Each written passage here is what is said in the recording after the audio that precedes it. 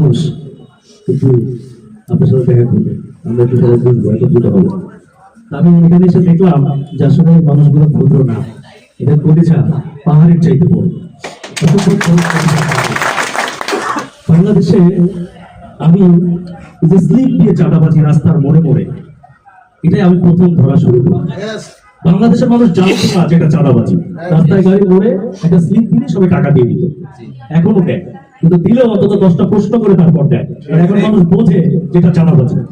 আমি ক্ষুদ্র মানুষটা এটা করতে পেরেছি যে মানুষকে বোঝাইতে পারছি যে হোয়াট ইজ চাঁদাবাজি, এটা চাঁদাবাজি। এটা সিটি কর্পোরেশন পৌরসভার নামে যেটা হয় এটা 100% চাঁদাবাজি, এটা কোন রকম সরকারি বৈধতা নেই।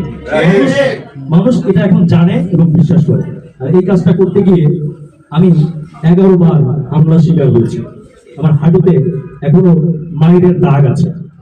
আমার কষ্ট লাগে যে এতটা করার পরেও আমার কোনো সহকর্মী, কোনো মানুষ কেউ আমাকে দেখে একটা ধন্যবাদ দেয়নি।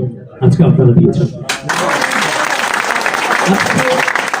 আজকে আমার জীবনের প্রথম যে কেউ আমাকে দেখে বললো যে ধন্যবাদ, আপনি ভালো কাজ করছেন, আপনার সাথে আছে। এই প্রথম আপনাদেরকে পেলাম। আপনাদের পরিচয়টা আসলেই বড়, আসলেই বড়।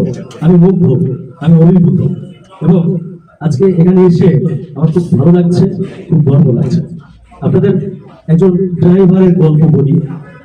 আমি গত বছর, আগের বছর রমজান মাসে বাংলাদেশের একজন ড্রাইভার, তিনি দুবাইতে গাড়ি চালান। তার নাম হচ্ছে সুরজ মোল্লা। সেই সুরজ মোল্লা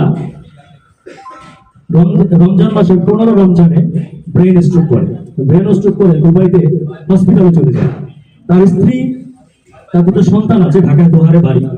সেই স্ত্রী দালালের সাথে কন্ট্যাক্ট করে সেই লোকের দুটো চোখ আর দুটো কিডনি বিক্রি করে দেয় দুবাইতে 1.5 কোটি টাকায়।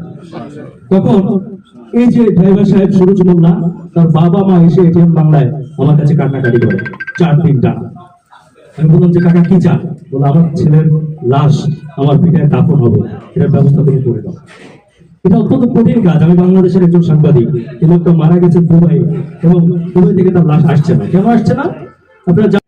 চোখ ছাড়া লাশ কিভাবে ফেরত দিবে?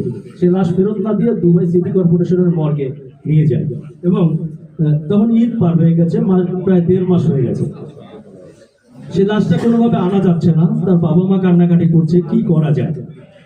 আমি তখন বললাম, চাচি দেখি, চাচা দেখি কিছু করা যায় কি। এটার জন্য আমি বাংলাদেশ সরকারের মন্ত্রণালয়ে গিয়েছি, পররাষ্ট্র মন্ত্রণালয়ে গিয়েছি, প্রবাসী কল্যাণ মন্ত্রণালয়ে গিয়েছি, বিভিন্ন জায়গায় ধর্ণা দিয়েছি, আমাকে কেউ সহযোগিতা করে না। তখন